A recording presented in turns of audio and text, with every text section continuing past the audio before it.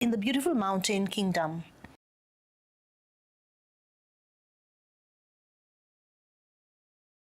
of the sky, and a land endowed with one of our continent's most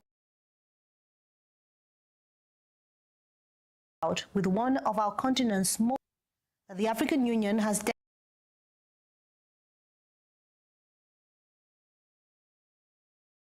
theme assuring sustainable water availability and theme assuring sustainable to achieve the goals of Agenda 2063. Water remains water availability and one of Africa's most pressing challenges. Climate change, pandemics, rapid urbanization, and population growth continue to strain access to clean water and sanitation. Despite strong policy frameworks reflected in Agenda 2063 and the Sustainable Development Goals, the reality remains stark. Over 300 million Africans lack access to clean drinking water, and more than 20% of sub-Saharan Africans still practice open defecation. This is unacceptable in the 21st century.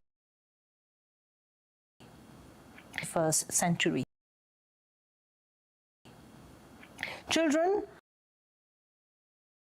as the most vulnerable sub-Saharan Africans, still bear the greatest burden. Unsafe water, poor sanitation. This is unacceptable, and inadequate hygiene contributes significantly to child mortality and morbidity. It is estimated that up to a quarter and morbidity. It is under 5 could be prevented by addressing environmental risks, including access to safe water and sanitation.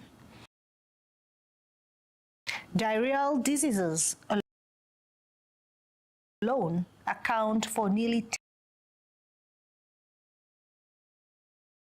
10% of deaths in this age group. The APRM's country review reports, including those of Egypt of 2019, Namibia of 2020, and South Africa in 2021, consistently highlight water scarcity, unequal access between urban and rural, including those of Egypt of 2020, unequal access between urban and rural areas, and governance gaps. These findings are further reinforced by the Africa Governance Report of 2023, which estimates gaps. These findings establishes a direct link between poor governance 2023, which estimates weak public service delivery, poverty, and conflict. At the core of these challenges lie weaknesses in governance system, poverty, and institutional capacity and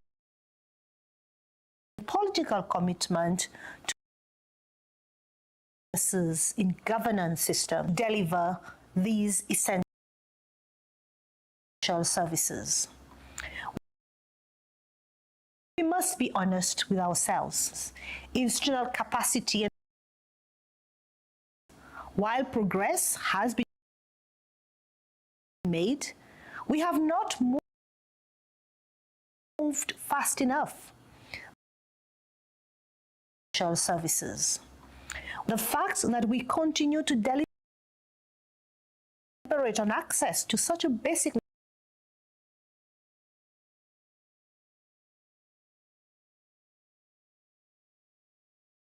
shortcomings in delivery. One would have expected that following the adoption of Agenda 2063 and its first 10-year, following the adoption of Agenda 2063 implementation plan, these fundamental needs would have been adequately addressed. APRM reports over the past fundamental needs would past 23 years have persistently highlighted the needs for strong governance frameworks which ensure greater accountability in public service delivery. To be honest, we need decisive governments with the ability to ensure that dedicated budgets do not end up in the pockets of corrupt officials. We need to ensure that our governments are held to ensure that dedicated budgets to a higher standard of accountability and responsiveness. We need leaders with the ability to care deeply about their own citizens, to ensure that our governments are held and actually take decisive steps to address these concerns. We need to support to a higher standard of accountability, support the capacity of our state institutions to be more pragmatic and less bureaucratic, decisive steps to address this, could be more responsive, more caring, more connected to the realities on the ground. In many instances, failure to deliver on these pragmatic and less bureaucratic, most basic needs to our citizens has resulted in this crisis. These challenges are, however, solvable through decisive leadership, political will, and a commitment to implementation. This brings us to some fundamental questions. Commitment to implementation. Have we failed? Largely,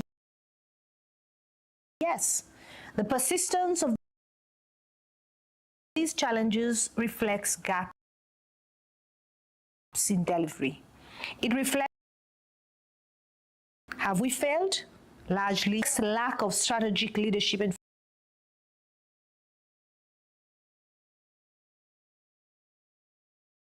poor management of state resources. Can these challenges be addressed? Yes. decisively so. But this lack of strategic leadership requires strategic interventions, strong institutions, and leadership for management of state resources. Firmly committed to delivering for citizens. Where will the resources come from? Financing remains a critical concern. It is Financing remains $14 billion is needed each year globally to ensure adequate financing for water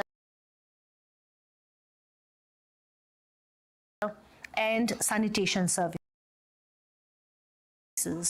Africa alone requires approximately $50 billion annually by 2030. Yet the continent loses over $88 billion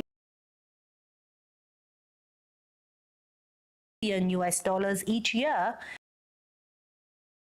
to illicit financial flows, resources that could otherwise transform infrastructure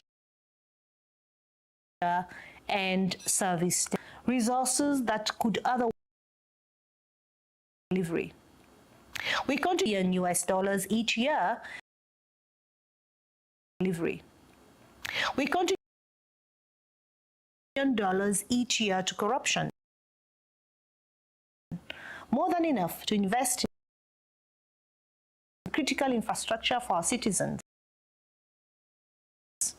Again, this $1 billion each year to corruption, to poor governance frameworks, our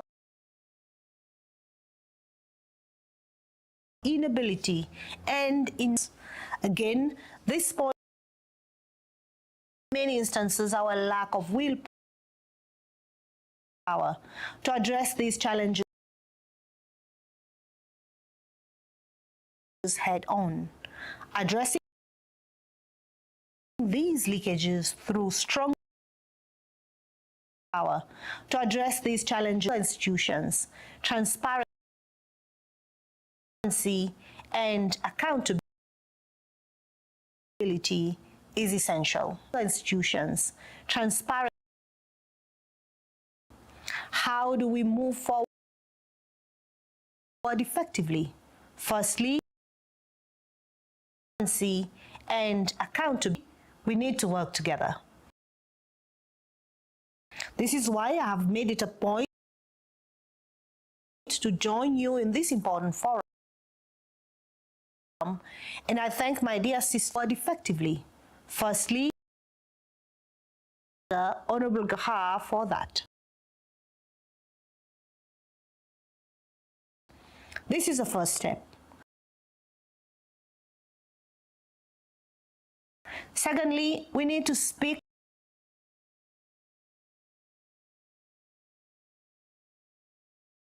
unequivocally with clarity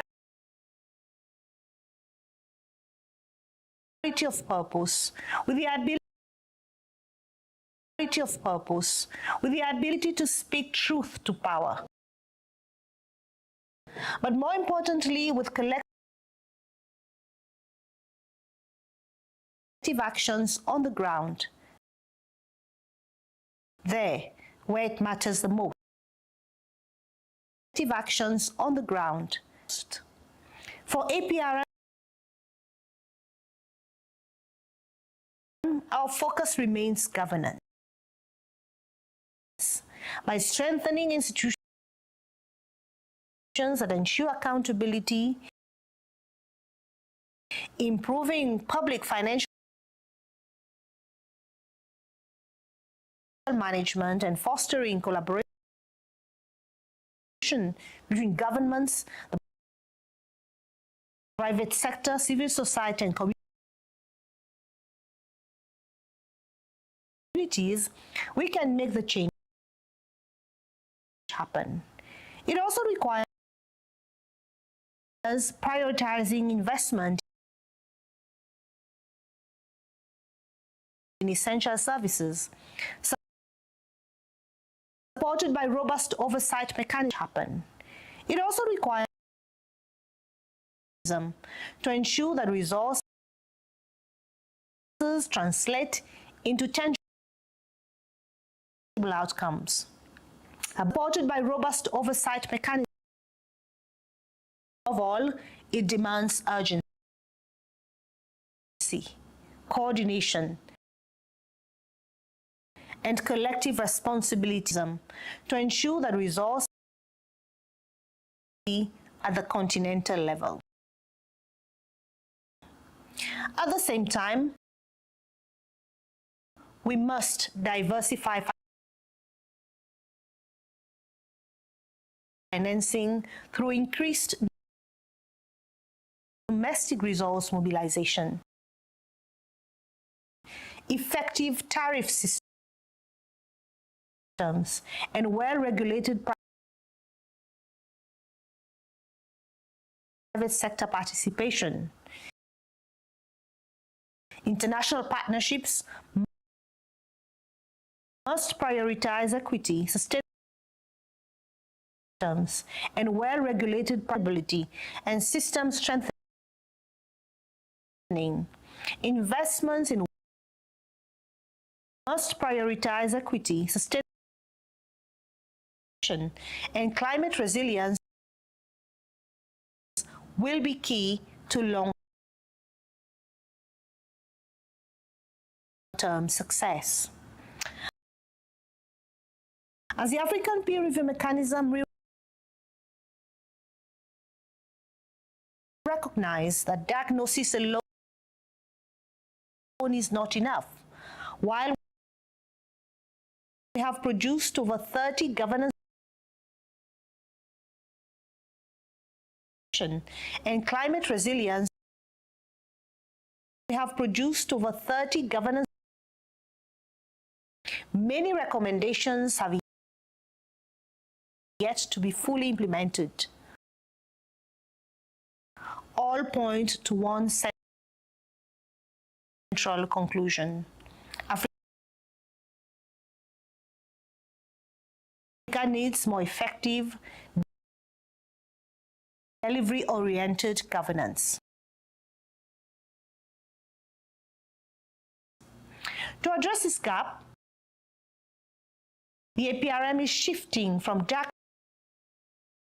diagnosis to delivery through central conclusion. For our governance support program, we will work closely with Africa needs more effective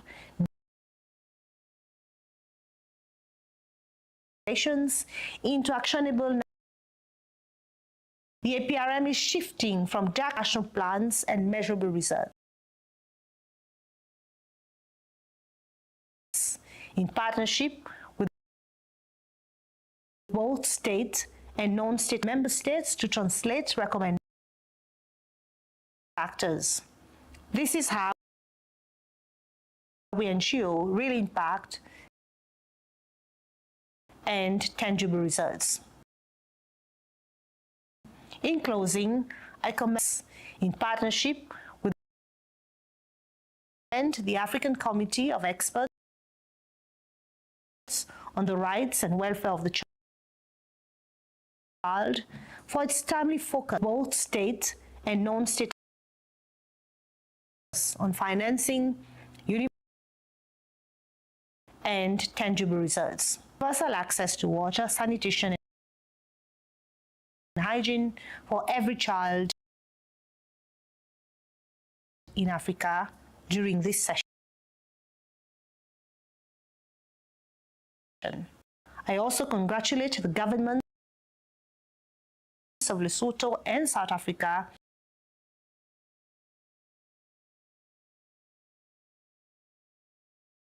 on the 40th anniversary of the Lesotho Highlands Water Project, a powerful example of regional cooperation in securing sustainable access to water.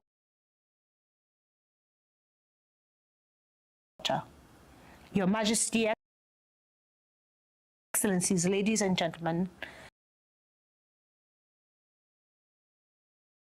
let us move beyond commitment project, a powerful example to concrete action. Our children deserve not only our promises, but also results that are delivered with urgency, integrity, and purpose. I thank you for your kind attention.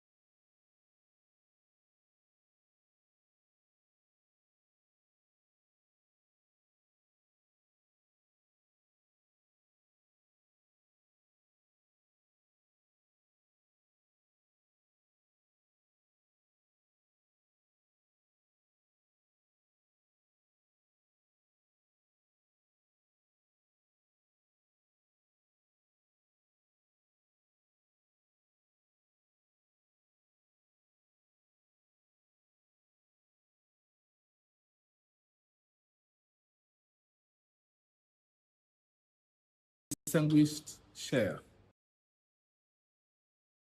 honorable members of the committee, excellencies, it is an honor to open this session. As the presiding officer of the African Union Economic, Social, and Cultural Council, ECOSOC, at a time when Africa is called to reaffirm its commitments to children, and to interrogate the depth, rich, and lived reality at a time of those commitments. Across our continent, the protection of children's rights is a direct measure of whether our societies are organized around justice, dignity, and inclusion for those who are most vulnerable. Distinguished share honor for those who are most distinguished share honor excellencies. The African Charter on the rights and welfare of a child remains one of the most valuable members of the committee. Comprehensive legal instruments of its kind globally of a child remains, yet its actual value is found in how the protection instruments of its and promotion of children's rights is experienced. As we examine periodic and yet its actual complementary reports before this committee, we are reminded that and promotion of children, we are reminded that law alone is not enough. Its meaning is realized only through domestication, enforcement, and social legitimacy. What emerged repeatedly and what we must be honest about is the persistent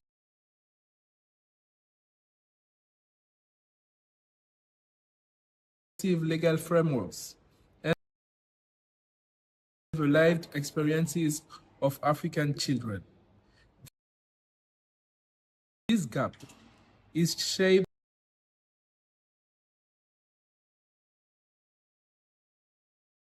institutional capacity and consistent political commitment and the limited integration of communities as partners in child protection systems. Children and consistent political commitment do not experience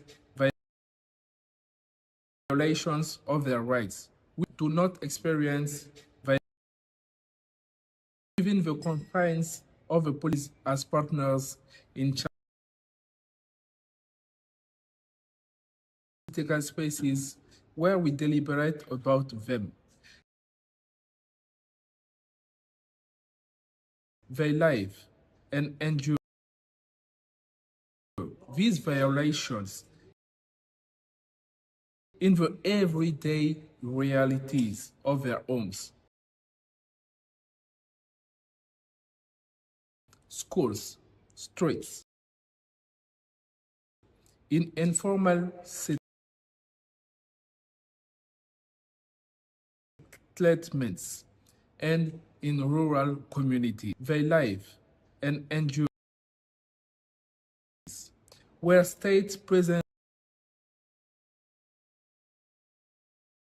is often then or absent.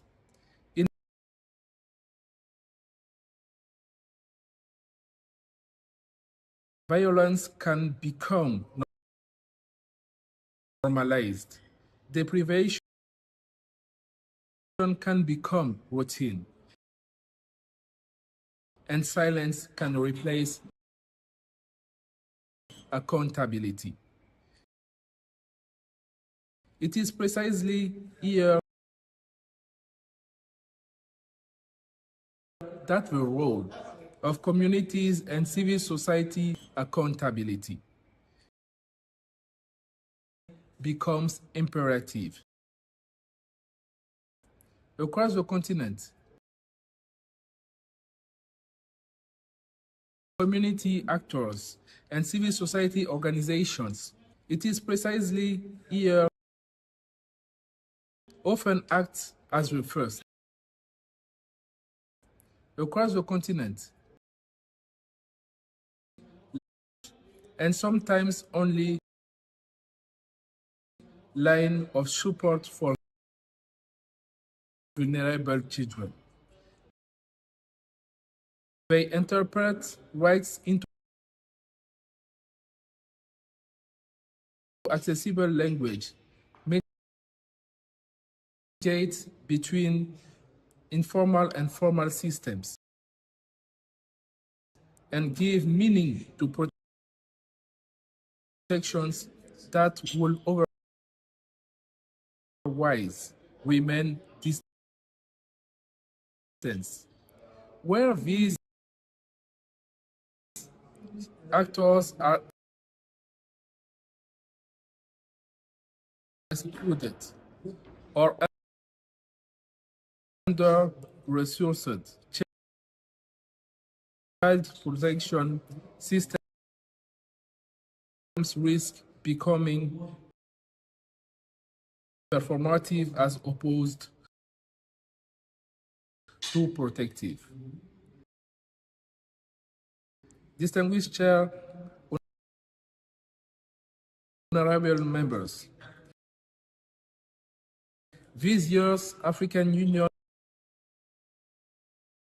team on sustainable water availability and safe sanitation systems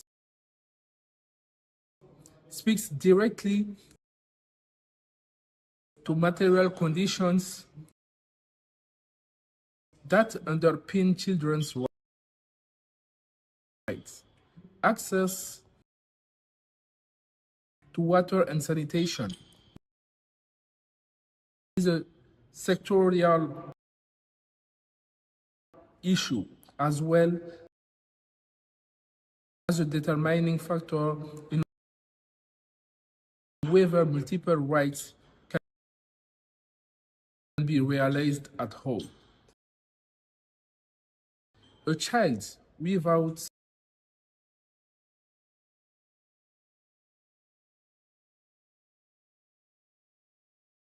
disease, but is also structurally pushed further from education, health, and protection systems. For girls,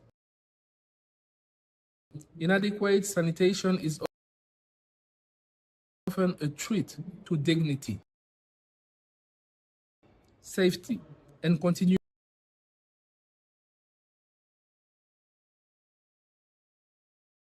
in schooling. And when children spend hours each day collecting water,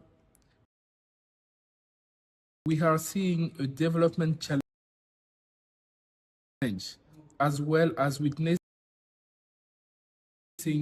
the erosion of childhood itself. These are interconnected rights, failures that require integrated responses in both policy and community ownership. Distinguished Chair, honorable members, at this 47th ordinary session of the committee convenes, we must interrogate whether our commitments to Africa's children have left any meaningful painful footprints. Are children safer today than they were at the adoption of a charter? Where protections exist in law, are they consistently enforced in practice? And what forms of accountability are we prepared to strengthen to close the gap between obligations and implementations? In this regard, I welcome the committee's continued work, including its study on harmful practices and its emerging normative guidance on issues such as substance abuse among children. These are important interventions given that harmful practices persist because they are often embedded in social norms, often legitimized by tradition, and insufficiently challenged at the community level. Similarly, the growing concern of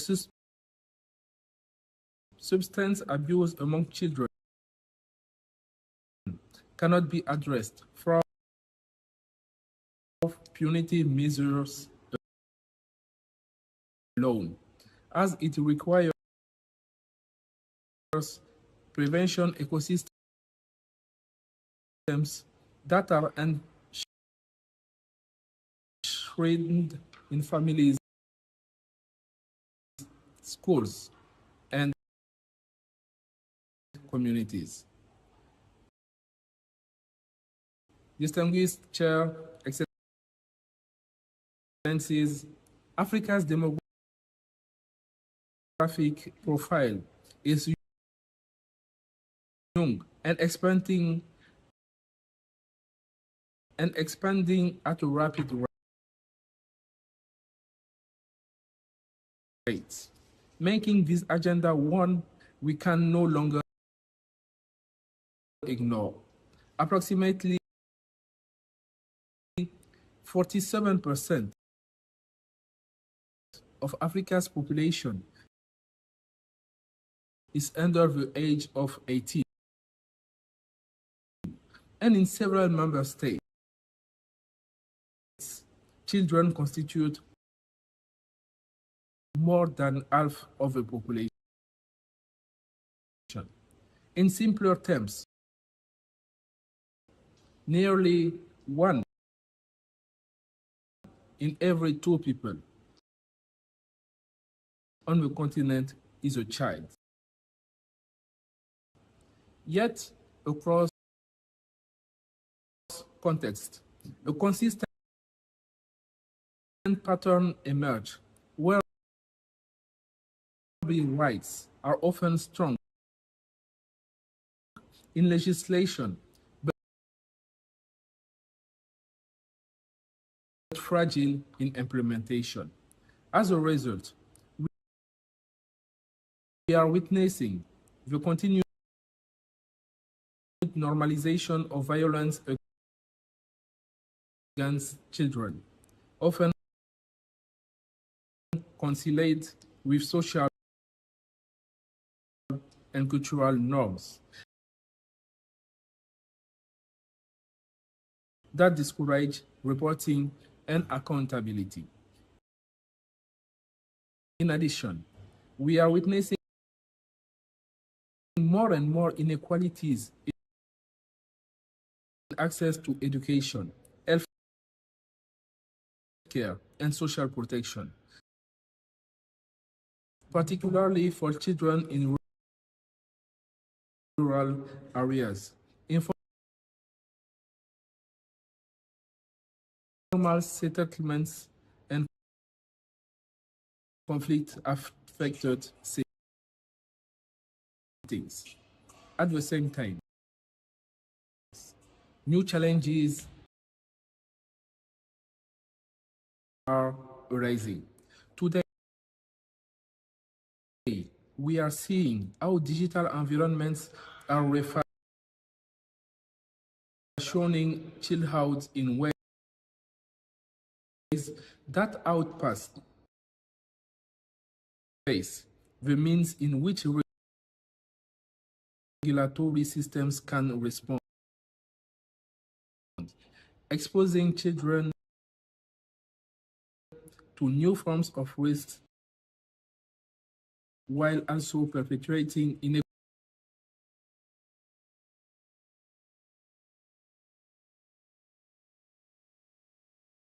Likewise, exclusion remains the reality for children with disabilities, displaced children, and those living at the very edges of state systems, where protection is weakest and opportunity furthest away. In response to these challenges, what sits living at the very edge citizens are increasingly calling for is not an accumulation to these challenges. What situation of policy framework, but more presence through systems that are visible in their reach.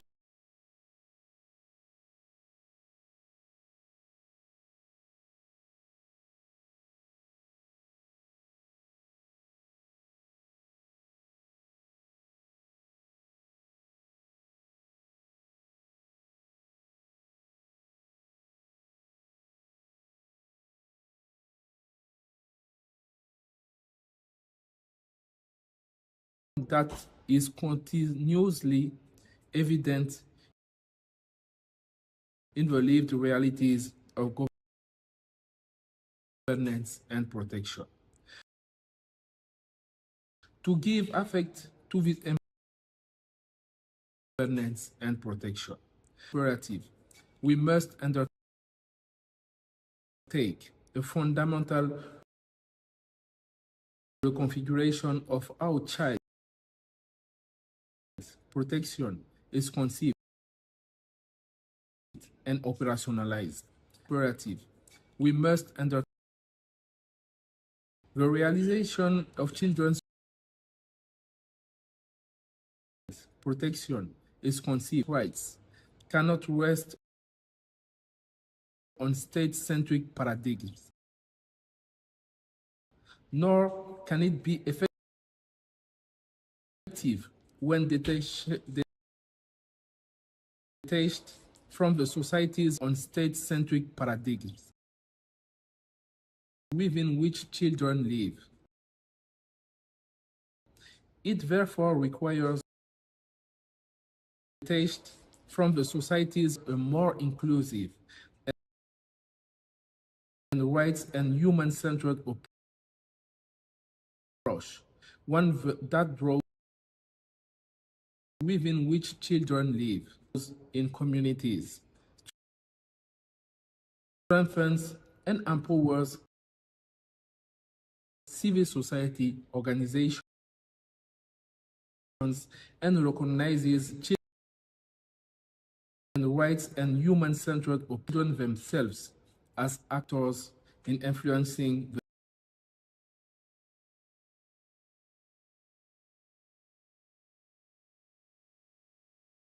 their realities and futures.